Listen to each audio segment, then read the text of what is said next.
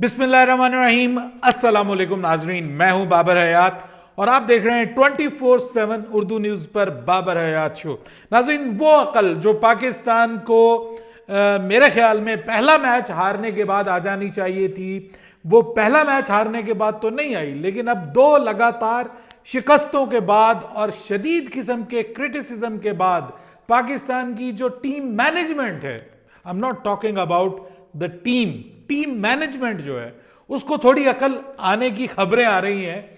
और खबरें ये आ रही हैं कि तीसरा T20 मैच जो है उसमें पाकिस्तान के टीम में 3 तब्दीलियां करने का फैसला किया जा रहा है। अब ये 3 तब्दीलियां कौन सी हैं और क्या ये दुरुस्त तब्दीलियां होने जा रही हैं, इस हवाले से बात करेंगे आज के इस प्रोग्राम में। इसके अलावा जनाब बाबर आजम और नसीम शाह खेले हैं डोमेस्टिक T20 टूर्नामेंट में, जिसमें दोनों हुए हैं बुरी तरह नाकाम। लेकिन दूसरी जानिब आपके मोहम्मद रिजवान वो ये जहमत भी नहीं कर रहे कि वो यहां मौजूद होने के बावजूद वो T20 ये जो हमारा नेशनल T20 कप हो रहा है वो खेल सके। उनके ऊपर एक बड़ा इल्जाम लग रहा है, वो आपके साथ शेयर करूंगा कि वो कर क्या रहे हैं इस वक्त, नेशनल T20 कप में क्यों नहीं खेल रहे, इस हवाले से भी बात करेंगे। फिर बात करेंगे जनाब के जो फखर जमान है उनके हवाले से भी एक अच्छी जबरदस्त किस्म की खबर आ रही है उनकी वापसी को लेकर के। इसके अलावा साइम अयूब की वापसी को लेकर के भी एक अच्छी और तगड़ी खबर आ रही है, वो भी आज के इस प्रोग्राम में आपके साथ शेयर करेंगे। लेकिन आगे बढ़ने से पहले आपसे गुजारिश कि अगर आप हमारे नए व्यूअर हैं तो प्लीज हमारे इस चैनल को जल्दी से कर लीजिएगा सब्सक्राइब और बेल आइकन को पुश करना मत भूलिएगा। मुझे फॉलो कीजिए इंस्टाग्राम पे @बाबर हयात शो और हमारे पेज को फेसबुक पे लाइक कर लीजिएगा।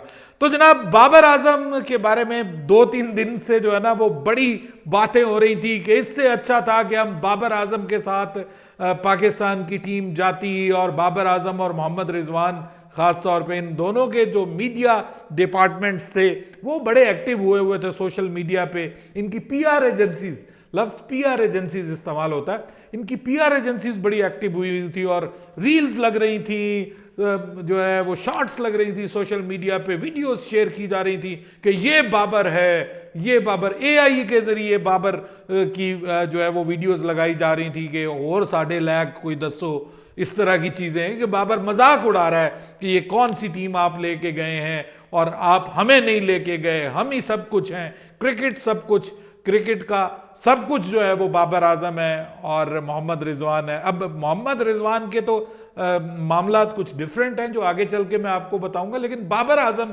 खेले हैं लाहौर ब्लूज की जानिब से अगेंस्ट कराची वाइट। यानी कराची वाइट वो टीम है कि जिसमें सऊद शकील खेल रहे हैं और जिसके अंदर दूसरे हमारे बड़े प्लेयर जो हैं वो अगर हम कहें तो वो आपके शान मसूद खेल रहे हैं। लाहौर ब्लूज जो है उसकी तरफ से बाबर आजम खेले हैं, ठीक है। हुसैन तलत की टीम है, ये उनकी कप्तानी में टीम खेल रही है, उसमें बाबर आजम खेले और 17 बॉलों पर 22 रन बनाकर दानिश अजीज की गेंद का शिकार हो गए। यानी अपने घर में इनकी मौजूदगी में जब ये टीम के अंदर आए हैं, ऐसी खुशकिस्मती खुशबख्ती पाई गई है कि लाहौर ब्लूज अभी तक अपना कोई मैच नहीं हारी थी। जैसे ही बाबर साहब टीम के अंदर आए हैं लाहौर ब्लूज भी अपना मैच हार गई। पहला मैच हारी है, 17 गेंदों पे 22 रन टोटल उन्होंने बनाए। और सुने, नसीम शाह भी खेले हैं यहाँ पे। नसीम शाह ने, जिनको अभी भी कुछ लोग कहते हैं कि यार नसीम शाह को T20 से नहीं निकालना चाहिए था, तो वो नसीम शाह साहब जो है वो 4 ओवर्स किए, उन्होंने 41 रन खाए और एक भी विकेट नहीं ली। और मैं आपको बताऊं कि सऊद शकील जो बकौल शख्स से T20 प्लेयर है ही नहीं, उन्होंने 73 मारा है। बाय द वे इस सीरीज में ये जो T20 टूर्नामेंट हो रहा है उसमें वो काफी अच्छा परफॉर्म कर रहे हैं। इससे पहले भी एक मैच में उन्होंने इतना ही 70 ऑड या I think so 80 odd run किए हैं, तो वो बड़ा अच्छा परफॉर्म कर रहे हैं जी, बड़े लंबे लंबे छक्के भी मार रहे हैं। हालांकि लोग कहते हैं कि ये जनाब यहीं पे डोमेस्टिक में मारने जोगे हैं और डोमेस्टिक को अंडररेट कर दिया जाता है। जब मैं बात करता हूं साहबजादा फरहान को होना चाहिए, उसने देखें डोमेस्टिक में सेंचुरी मारी। कल परसों एक लड़का मोहम्मद फाइक है, उसने बड़ी जबरदस्त सेंचुरी स्कोर की। और उससे पहले जहांजेब सुल्तान ने कराची ब्लूज की तरफ से बड़ी जबरदस्त सेंचुरी स्कोर की। तो ये सब सेंचुरियों की जब हम बात करते हैं ना, तो सब कहते हैं आपका डोमेस्टिक क्रिकेट जो है उसकी बेस के ऊपर आप क्या लेके जाएंगे टीम, डोमेस्टिक क्रिकेट में ये छक्के मारते हैं बाद में जाके नाकाम हो जाते हैं। यानी उस डोमेस्टिक क्रिकेट को जो इस लो लेवल पे लोग कंसीडर करते हैं, उसी डोमेस्टिक क्रिकेट में हमारे अजीम बल्लेबाज बाबर आजम जाते हैं और जाकर अपना पहला मैच लाहौर में खेलते हैं, अपने घर में खेलते हैं, और मौसूफ सिर्फ 17 गेंदों पर 22 रन बना के आउट हो जाते हैं। उसके बाद से बाबर आजम का जो मीडिया विंग है, जो उनकी पीआर है, उसको चुप साध गई है और वो चुप करके बैठे हुए हैं। और अब उनका जो मुखालिफ मीडिया विंग है वो उनकी वो शेयर कर रहा है। वो मैच लाइव नहीं आया तो इज्जत बच गई, लाइव आया होता तो और ज्यादा बेइज्जती होनी थी। लेकिन बात यह है कि भाई ये किसी का, असूलन मैं आपको बताऊं कि एक मैच की बुनियाद पे आप किसी का फैसला नहीं कर सकते। ना ही बाबर आजम को इससे बहुत छोटा प्लेयर बन जाएगा, और ना ही अगर वो एक मैच में 100 कर जाता है तो वो को बहुत बड़ा प्लेयर बन जाता है। ये कंसिस्टेंट परफॉर्मेंस होती है, लेकिन परफॉर्मेंस बाबर की बुरी नहीं है, बट उससे टीम को कितना फायदा पहुंचता है। पाकिस्तान 2022 के बाद किसी भी हाई रैंक्ड टीम से T20 सीरीज नहीं जीता। भला किन से जीता है? जिम्बाब्वे से एक सीरीज जीता है, एक आयरलैंड से सीरीज जीता है, और एक सिर्फ सीरीज पाकिस्तान, एक समझ लें कि रैंकिंग में आने वाली टीम है वेस्ट इंडीज, उससे जीता है। तो ये बाबर और रिजवान की मौजूदगी में जीता है। 130 पे ऑल आउट हो गए थे हम वर्ल्ड कप में, उस वक्त बाबर और रिजवान खेल रहे थे ना टीम के अंदर, उनकी मौजूदगी में हम ये सीरीज आ रहे हैं। ठीक है, उसके बाद फिर इंडिया के मुकाबले में अभी देख लें हम कितने कितने रन उन्होंने बनाए थे न्यूयॉर्क में, हम वो नहीं पूरे कर सके। तो हम इनकी मौजूदगी में हार रहे हैं भाई। इसलिए प्रॉब्लम बना है कि हम चाहते हैं कि यार यंगस्टर्स को मौका दिया जाए। T20 यंगस्टर्स की गेम है, ये एग्जुबरेंट लोगों की गेम है जो जोश और जज्बे बलबले के साथ खेल सके। जब आप 30+ के हो जाते हैं तो तब ये आपकी गेम उस तरह से रहती नहीं है, या फिर आपका स्टाइल ऑफ बैटिंग ऐसा हो कि जिस तरह से आप अग्रेसिव खेल रहे हैं या आप जोश और जज्बे के साथ खेल रहे हैं, वो वाला एग्रेशन आपके अंदर होना चाहिए। जस्ट लाइक साइम अयूब में वो अग्रेशन मौजूद था, वो आपकी टीम का हिस्सा बनने जा रहे हैं। ऑब्वियसली अब वो फिट हो गए हैं और पीसीबी ने बता दिया है कि जनाब वो अब अवेलेबल होंगे पाकिस्तान सुपर लीग के लिए। पाकिस्तान सुपर लीग में वो खेलेंगे तो ऑब्वियसली उनकी भी फॉर्म इंशाल्लाह पाकिस्तान सुपर लीग में लग जाएगी और वो एशिया कप से पहले हमें अवेलेबल हो जाएंगे, क्योंकि उसके फौरन बाद पीएसएल के बाद मई में हमने बांग्लादेश के साथ सीरीज खेलनी है, जिसके बारे में अब खबरें आ रही हैं कि मैचेस फैसलाबाद में होंगे। तो बहुत सारे लोग इस पे भी एतराज कर रहे हैं कि भाई क्या फैसलाबाद तैयार है वो उन मैचेस के लिए? तो मेरे ख्याल में उससे पहले फैसलाबाद के ऊपर कुछ ना कुछ खर्च जरूर कर लिया जाएगा, कुछ ना कुछ चेयर्स वगैरह लगा ली जाएंगी। खूबसूरत स्टेडियम है, बुरा स्टेडियम नहीं है, लेकिन बात यह है कि वहां पे वो चेयर्स वगैरह नहीं है, वो सीढ़ियां सी हैं, उन्हीं के ऊपर लोग बैठते हैं। कुछ एनक्लोजर्स हैं जिनमें चेयर्स हैं। मैं national T20 cup I think so 2020 में कवर करने गया था, वहाँ पे पीसीबी वालों ने मुझे इनवाइट किया था, तो वहाँ पे उस वक्त भी हमें जो वो एक्स्ट्रा ऑर्डिनरी जो हमारा था ना वो लाउंज, उसमें भी ये शादी ब्याह वाली कुर्सियाँ लगाई हुई थी। तो उस वक्त तो हालात ऐसे ही थे, लेकिन ऑब्वियसली पीसीबी उससे पहले कुछ ना कुछ करेगा। ये कुर्सियाँ वगैरह तो वहाँ पे पहुँचा दी जाएंगी ताकि लोग जो हैं वो कड़ी धूप में, धूप भी बड़ी होगी मई में, तो आपको पता बहुत गर्मी है, तो उस गर्मी में पाकिस्तान के क्रिकेट फैंस जो हैं वो सीढ़ियों पे बैठेंगे तो बहुत कुछ जल जाएगा भाई, बहुत नुकसान होने का खतरा है वहाँ पे। तो इसलिए जो है वो वहाँ तब तक कोई बंदोबस्त हो जाएगा। लेकिन अब आप देखिए, दूसरी अच्छी खबर मैं आपको बता दूं कि फखर जमान के हवाले से भी अब कंफर्म हो गया कि वो भी इंशाल्लाह पाकिस्तान सुपर लीग में वापसी करने जा रहे हैं। लाहौर कलंदर्स की तरफ से अब वो आपको बल्लेबाजी करते हुए नजर आएंगे। सो ये अच्छी खबरें हैं पाकिस्तान क्रिकेट के लिए कि ये दोनों आपके जो T20 ब्रांड के प्लेयर हैं ये फिट हो रहे हैं, तो आपका थोड़ा बहुत तो मसला एशिया कप से पहले हल हो जाएगा। कि लेकिन क्या बाबर आजम और मोहम्मद रिजवान को वापस आना चाहिए? नहीं आना चाहिए। ओडीआई खेलें, ओडीआई गेम उनको सूट करती है, हालांकि उसमें भी हम उनकी मौजूदगी में अभी चैंपियंस ट्रॉफी में बदतरीन तरीके से हारे हैं, लेकिन बहरहाल फिर भी आप कह सकते हैं कि किसी हद तक उनको सूट करती है ओडीआई जो है। लेकिन साथ उनके उस तरह की टीम भी हो ना, वो टीम नहीं खिलाते, अपनी प्रॉपर टीम नहीं खिलाते। ये जो करंट मैनेजमेंट है ना, ये बस थोड़ा सा पीछे रह गई है, ये फैसला करने में बहुत देर कर देते हैं। जैसे मुनीर नियाजी की वो नज्म है ना, हमेशा देर कर देता हूं मैं, तो ये पाकिस्तान की टीम के ऊपर बिल्कुल फिट आती है कि ये हमेशा देर कर देते हैं अच्छे फैसले, टॉप फैसले, वक्त के ऊपर फैसले लेने में। बहरहाल मोहम्मद रिजवान साहब तो वो भी नहीं कर रहे, यानी बाबर आजम और नसीम शाह चलें, उन्होंने वो उंगली कटवा के शहीदों में नाम तो लिखवा लिया ना, कि वो अपनी फॉर्म को गेन करने के लिए, रीगेन करने के लिए जो है वो उन्होंने एक T20 मैच खेल लिया है, नेशनल T20 कप में उन्होंने अपनी आमद दिखा दी है। लेकिन सर मोहम्मद रिजवान साहब जो 60 लाख रुपया पीसीबी से लेते हैं, वो पीसीबी का टूर्नामेंट छोड़ के एक क्लब मैच खेल रहे हैं, यानी क्लब क्रिकेट को उन्होंने वैल्यू दी है, इंपॉर्टेंस दी है। और लाहौर ब्लूज में आई थिंक सो वो भी शामिल थे, या वाइट में शामिल थे, या ब्लूज में शामिल थे। बाबर के बारे में ये बात की जा रही थी कि उन्होंने इनकार किया है, लेकिन अब वो तो उन्होंने तो अपनी हाजिरी लगा दी, रिजवान साहब अभी भी हाजिरी नहीं लगा रहे, और उन पर क्रिटिसिज्म हो रहा है कि आप 60 लाख रुपया लेते हैं, आप दीन की भी बहुत बात करते हैं, सब कुछ अपनी जगह, लेकिन आप देखें कि जिसका दिया आप खा रहे हैं, अगर उसका फर्ज नहीं प्रॉपर निभाएंगे तो ये तो फिर अल्लाह पाक इस चीज को पसंद नहीं करते। ठीक है, 60 लाख रुपया महीना किस मर्ज की दुआ है कि यार जब भी पीसीबी आपको किसी इवेंट के लिए बुलाए, आप वहां पे पीसीबी के आप एम्प्लॉय हैं, आप कंसिस्टेंटली रेगुलरली आप पीसीबी के एम्प्लॉय हैं, तो आपको वहां पे जाके वो मैच खेलना चाहिए था, ना कि आपको क्लब क्रिकेट का मैच खेलना चाहिए था। अभी आप देखें कि आज से तो वैसे ही उसका, आज रात से जो है वो ओडीआई स्क्वाड का पाकिस्तान का कैंप लग जाएगा, तो वो जो कैंप लगने जा रहा है आज रात 8 बजे से मेरे ख्याल में कैंप का आगाज हो रहा है, तो वो कैंप लगने जा रहा है। उसके चंद दिनों के बाद आपको पता है कि नेक्स्ट वीक में इन्होंने वहां चले जाना है, फ्लाई कार जाना है ओडीआई सीरीज खेलने के लिए, क्योंकि 29 को पाकिस्तान का पहला ओडीआई मैच है, if I am not wrong. तो इसका मतलब यह है कि वो आपको खेलते हुए नजर नहीं आएंगे। तो ये हैरानकुन चीज है, मतलब परेशान कुन चीज है पाकिस्तान क्रिकेट में। भाई अगर आप चाहते हैं खेलना, या तो फिर ये रिवेंज है पीसीबी से कि आपने हमें निकाला है तो हम नहीं खेलेंगे, ठीक है, लेकिन वो दूसरों ने फिर भी उंगली कटवा के वो मैं कह रहा हूं कि नाम लिखवा लिया। ये तो यार मतलब बहुत डिस्गस्टिंग है, डिसअपॉइंटिंग है मेरे हिसाब से। बहरहाल अब वो पाकिस्तान का मैच जुमे को होगा जी।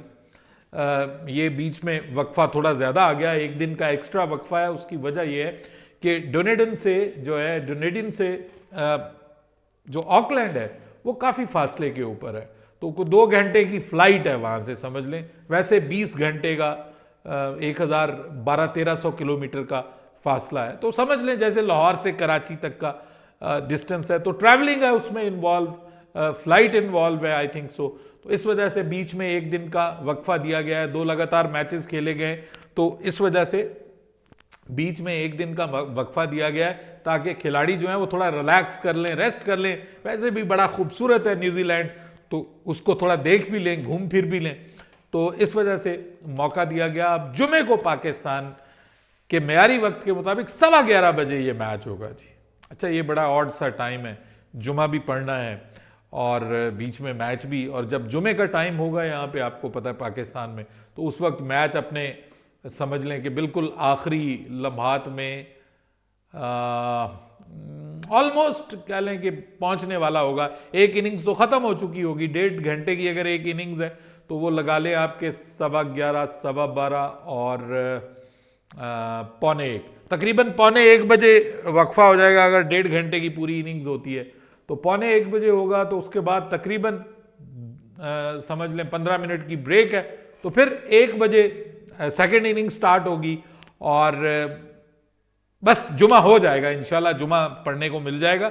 लेकिन बड़ी तो ऑड सी टाइमिंग है ये, उस हिसाब से अगर मैं आपको बात बताऊं तो। लेकिन अब पाकिस्तान की टीम पहुंच रही है जी ऑकलैंड, या पहुंच चुकी होगी या पहुंच रही होगी ऑकलैंड, और वहां पे जाकर पाकिस्तान को तीसरे T20 मैच में दिन के वक्त अब मैच खेलना है। वहां पे ये डे एंड नाइट मैच होगा, वहां पर ये डे एंड नाइट मैच है।